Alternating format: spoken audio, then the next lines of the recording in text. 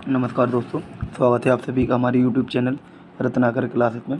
तो जैसा कि हम क्वेश्चन सीरीज कर रहे थे, तो आइए आज का क्वेश्चन है हमारा, मतलब आज यहाँ से शुरू करेंगे। तो अम्ल को तनुकृत करते समय यह क्यों अनुशंसित करते हैं कि अम्ल को जल में मिलाना चाहिए, ना कि जल को अम्ल में। तो देखिए इसका क्वेश्चन देखिए, यहाँ पर तो काफ़ी सारी थ्योरी लिखी हुई है। हम आपको बेसिक थ्योरी बता देते हैं, इसके हिसाब से लिख लेना। देखिए ये मान लीजिए क्या है कि अम्ल, ठीक है, इसमें अगर आप पानी मिलाते हैं तो क्या होता है, अम्ल को जब पानी में मिलाएंगे तो ये क्रिया होगी ऊष्माक्षेपी। यहाँ पर लिखा हुआ है, देखो हम बता देते हैं। ऊष्माक्षेपी क्रिया होती है, अम्ल को जब पानी में आप मिलाते हो तो ऊष्माक्षेपी प्रक्रिया होती है। तो इस वजह से होता क्या है, तो काफ़ी मात्रा में यहाँ रहता है अम्ल, और जब आप पानी मिलाएंगे तो यहाँ से विस्फोट होने के चांस रहते हैं, या फिर ये जो है अम्ल बाहर निकलने के चांस रहते हैं, और उससे कि यानी कि जो पानी मिला रहा है उसके ऊपर, हाथ पर या चेहरे पर गिर सकता है। यानी कि अगर विस्फोट हो जाएगा, बर्तन तो गिर जाएगा, या एकदम क्या हो जाएगा, बाहर आ जाएगा एसिड। इस वजह से क्या हो जाता है, ये खतरा रहता है। इस वजह से अनुशंसित मतलब ये ध्यान रखते हैं कि अम्ल में जल नहीं मिलाते हैं। क्या बोला, अम्ल में जल नहीं मिलाते हैं। लेकिन क्या होता है, यहाँ पर ले लेंगे हम क्या, जल, काफ़ी सारा जल ले लेंगे, और फिर इसमें धीरे धीरे धीरे ये जो साइड में लाइन रहती है कांच की, ठीक है, बर्तन में, उसके सहायता से क्या करते हैं, धीरे धीरे धीरे बूंदों को क्या, अम्ल को डालते रहते हैं। तो जब 2-4 बूंद अगर अम्ल की आती हैं पानी में तो उसका कोई प्रभाव ज़्यादा नहीं पड़ता है। तो धीरे धीरे इसको हम तनुकृत, इस तरीके से अम्ल को तनुकृत कर सकते हैं। ठीक है, तो यही मेथड है करने का। अब आप यहाँ से देख लेते हैं थ्योरी कि क्या लिखा हुआ है, जल में अम्ल में घुलने की प्रक्रिया कैसी होती है, ऊष्माक्षेपी। तो शॉर्ट में आप आंसर इसका ध्यान रख सकते हो। इसलिए जल में किसी सांद्र अम्ल को सावधानीपूर्वक मिलाना चाहिए। इसके बाद है, अम्ल को जल में धीरे धीरे हिलाते रहना चाहिए। ऐसा न करने पर अम्ल को जल में मिलाने पर ऊष्मा के कारण उत्पन्न ऊष्माकरण मिश्रण अस्फुलित होकर बाहर आ सकता है। यानी कि उफन, मतलब एकदम बाहर आ सकता है, उफन कर उठकर बाहर आ सकता है। ठीक है, इससे स्थानीय ताप बढ़ जाता है तथा उपयोग किए जाने वाले कांच का पात्र टूट भी सकता है। ठीक है, तो ये था इसका आंसर। अब देखते हैं नेक्स्ट, अम्ल के विलयन को तनुकृत करते समय हाइड्रोनियम आयन इसको बोलते हैं H3O पॉजिटिव की सांद्रता कैसे प्रभावित हो जाती है। तो देखिए, जल में अम्ल के विलयन को तनुकृत करते समय उसमें उपस्थित अनायनित जल की मात्रा बढ़ती है। अनायनित जल की मात्रा बढ़ती है। देखो, अनायनित का मतलब होता है जब जल मिलाते हो तो H2 आयन की वैल्यू क्या हो जाती है, उसमें बढ़ जाती है। ठीक है, परंतु H3O पॉजिटिव आयन की सांद्रता वही रहती है। ठीक है, जिसके कारण H3O पॉजिटिव की सांद्रता में लगातार कमी होती जाती है, क्योंकि जल की संख्या बढ़ जाती है तो इनकी संख्या में क्या हो जाती है, कमी हो जाती है। आइए आगे बढ़ते हैं। आइए नेक्स्ट क्वेश्चन देखते हैं। अब क्वेश्चन ये है, तो देखिए आपके पास 2 विलयन ए और बी, ठीक है, ए और बी विलयन है। विलयन ए के पीएच मान 6। तो देखना, विलयन जो ए है उसका पीएच कितना है, 6 है, और विलयन बी के पीएच मान 8 है। तो विलयन बी का पीएच मान कितना हो जाएगा, 8। किस विलयन में हाइड्रोजन आयन की सांद्रता अधिक है, इनमें से कौन अम्लीय कौन क्षारीय। तो अम्लीय और क्षारीय के तो आप बता सकते, पीएच मान जिसका 6 है अम्लीय है, पीएच मान जिसका 8 है क्षारीय। अब क्या बताना है, हाइड्रोजन आयन की सांद्रता। तो आपको पता है पीएच बराबर एच बराबर फार्मूला होता है 10⁻⁻ पीएच। इस तरीके से आप क्या एच आयन की वैल्यू निकाल सकते हैं। ठीक है, पीछे हमने आपको लेक्चर भी दिया है पीएच करके, काफ़ी न्यूमेरिकल भी बताते हैं, तो उसको आप देख सकते हैं। तो देखेंगे, विलयन पीएच मान का ए का पीएच मान 6 तथा विलयन में बी का पीएच मान 8 है। तो इससे तो कोई मतलब नहीं है, ये तो सवाल में ही दिया है। ए की एच आयन की सांद्रता कितनी हुई, 10⁻⁻6, क्योंकि फार्मूला आता है एच आयन बराबर 10⁻⁻ पीएच। तो माइनस पीएच करना है बस 10 में, 1 का गुणा करने से कोई फ़र्क पड़ेगा नहीं। तथा विलयन बी का जो पीएच आयन की सांद्रता हो जाएगी एच आयन की, वो 10⁻⁻8। अतः विलयन ए की हाइड्रोजन आयन सांद्रता विलयन बी की ये सांद्रता बी की अपेक्षा अधिक है। तो ए की सांद्रता है वो अधिक है किससे, बी की अपेक्षा। ठीक है, क्योंकि ये वैल्यू किस में है, माइनस में है। विलयन ए का पीएच मान 7 से कम है इसलिए विलयन अम्लीय है, और बी का पीएच मान 7 से अधिक है इसलिए वह क्षारीय। तो ये आंसर आपको बता ही दिया था। अब एच आयन की सांद्रता का विलयन की प्रकृति पर क्या प्रभाव पड़ता है। तो एच आयन की सांद्रता बढ़ेगी तो विलयन अम्लीय हो जाएगा बस। एच आयन की सांद्रता जितनी अधिक होगी विलयन उतना ही अधिक अम्लीय होगा। ठीक है, बढ़ते हैं आगे क्वेश्चन। तो देखिए ये क्वेश्चन पे देखते हैं हम। लिखा है क्या क्षारकीय विलयन में एच आयन होते हैं, अगर हाँ तो यह क्षारकीय क्यों होता है। देखो होता क्या है कि जब कोई सॉल्यूशन होता है उसमें एच आयन भी होगा और ओ एच आयन भी होगा।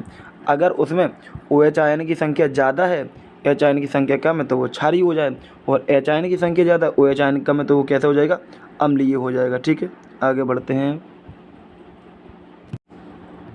तो देखिए ये लिखा हुआ है यहाँ पर, वे क्षारकीय इसलिए होते हैं क्योंकि उनमें ओ एच आयन की सांद्रता एच आयन की अपेक्षा अधिक होती है। नेक्स्ट है कोई किसान, अच्छा क्वेश्चन है, काफ़ी बार बोर्ड में आ चुका है ये।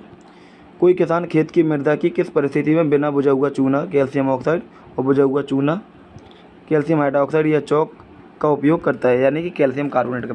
तो देखा होता क्या है कि कैल्शियम ऑक्साइड CaO धातु का ऑक्साइड कैसा होता है, क्षारीय होता है। और बुझा हुआ चूना की बात करें तो CaOH का होल ट्वाइस। ये तो क्षार पहले से ही दिख रहा है, ये तो क्षार आपको पहले से ही दिख रहा है, ये भी क्षार है और कैल्शियम ऑक्साइड भी क्षार है और कैल्शियम कार्बोनेट का उपयोग करता है। तो मतलब कि आप देखो क्षार का उपयोग कब करेंगे, आप क्षार का उपयोग जब करेंगे कि कोई चीज़ अगर उदासीन है तो उसे मिला देंगे। ठीक है, चलो देखते हैं आगे। बिना बुझा हुआ चूना कैल्शियम ऑक्साइड, बुझा चूना कैल्शियम हाइड्रोक्साइड और चौक आदि प्रकृति से क्षारीय होते हैं। कैसे होते हैं, प्रकृति से क्षारीय हुई, ये सब कैसे हो जाते हैं, क्षारीय। यदि उस खेत की प्रकृति अम्लीय है तो उस खेत की मृदा में इनका उपयोग कर अम्लीयता अधिक को कैसा करते, उदासीन कर देता है। तो फिर से देख लो, ये सब चीज़ें कैसी हैं, आपकी क्षारीय हैं और क्षारीय चीज़ें हैं। खेत की प्रकृति अगर अम्लीय हो जाए तो अम्लीयता को कम करने के लिए क्या कर देता है, ये कर देगा, तो उसको उदासीन कर देगा इस वजह से। ठीक है, इसका क्वेश्चन काफ़ी अच्छा क्वेश्चन है। ये सारे NCERT के, आपको पता ही है कि NCERT क्वेश्चन सीरीज है ये। तो इसमें कैल्शियम, ये बिरंजक चूर्ण का यौगिक का प्रचलित नाम क्या है, तो बिरंजक चूर्ण है CaO, रासायनिक नाम कैल्शियम ऑक्सीक्लोराइड या कैल्शियम हाइपोक्लोराइड। ठीक है, आगे बढ़ते हैं। तो देखिए उस पदार्थ का नाम बताइए जो क्लोरीन से क्रिया करके बिरंजक चूर्ण बनाता है। तो बिरंजक चूर्ण बनाने में आपको बताया था कैल्शियम हाइड्रोक्साइड बुझा चूना होता है। कठोर जल को मृदु करने के लिए किस सोडियम यौगिक, तो धावन सोडा, सोडियम कार्बोनेट डिहाइड्रेट का इस्तेमाल करते हैं। ओके, अब क्वेश्चन है सोडियम हाइड्रोजन कार्बोनेट के विलयन को गर्म करने पर क्या होगा, इस अभिक्रिया के लिए समीकरण। तो सोडियम हाइड्रोजन कार्बोनेट ये होता है, गर्म करोगे तो सोडियम कार्बोनेट और कार्बन डाइऑक्साइड में टूट जाएगी। तो ये रिएक्शन आपको पीछे बताई हुई है। ठीक है, अब देखते हैं नेक्स्ट क्वेश्चन क्या है। प्लास्टर ऑफ पेरिस की जल के साथ अभिक्रिया के समीकरण लिखिए और प्लास्टर ऑफ पेरिस की जलयोजन अभिक्रिया यानी कि सेम टू सेम बात कहिए। तो बताया गया है, वैसे तो पीछे बता दिया था। प्लास्टर ऑफ पेरिस ये होता है कैल्शियम सल्फेट हेमीहाइड्रेट जल के साथ अभिक्रिया करके जिप्सम बनाता है और लगभग आधे घंटे में जमकर ठोस हो जाता है। ठीक है, तो यही जल के साथ क्रिया है। ठीक है,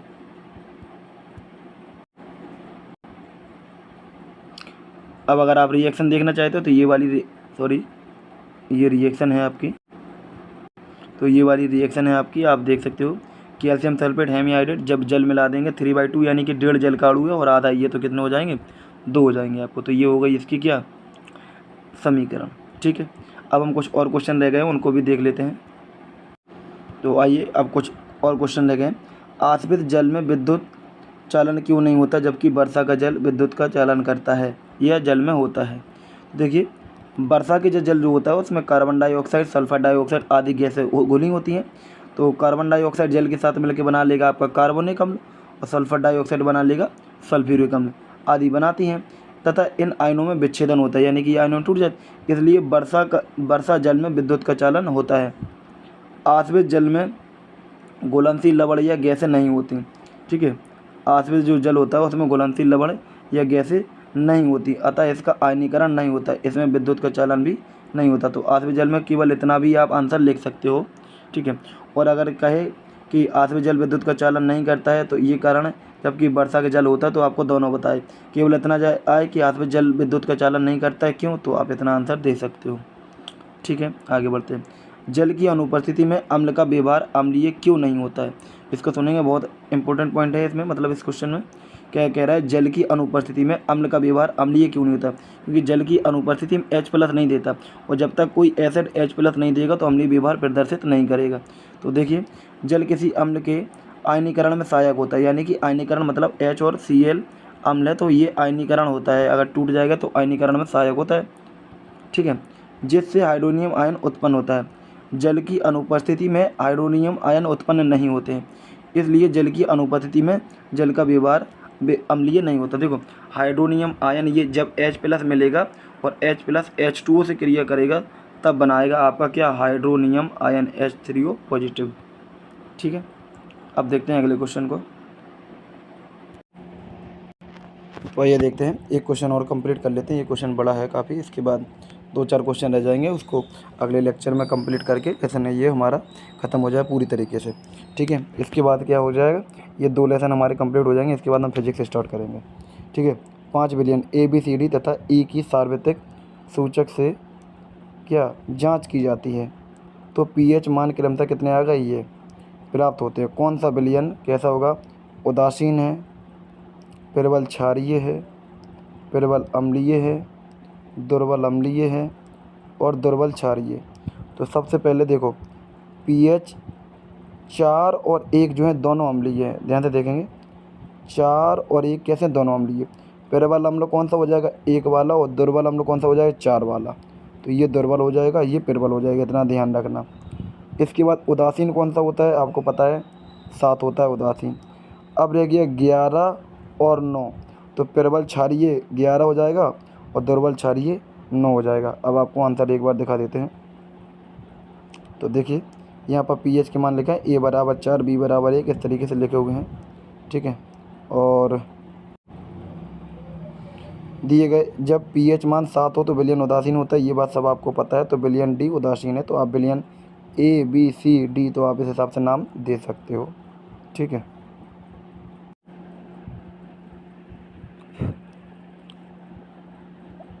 इसके बाद देखिए 7 से जितना अधिक pH मान होगा वह उतना ही अधिक अम्लीय, 7 से अधिक जितना होगा उतना ही अधिक क्षारीय, तो विलयन C प्रबल क्षारीय।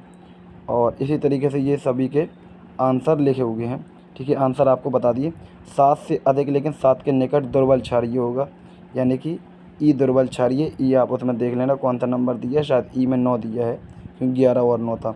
7 से कम लेकिन 7 के निकट, तो ये सब आंसर आपको बता दिए हैं, ठीक है। तो ये हमारे कंप्लीट हुए। इसके बाद कुछ क्वेश्चन रह गए तो अगले लेक्चर में कंप्लीट कर लें क्योंकि ये वीडियो बड़ा होता है, ओके। मिलते हैं अगले लेक्चर में, तब तक वीडियो देखते रहिए। वीडियो देखने के लिए धन्यवाद।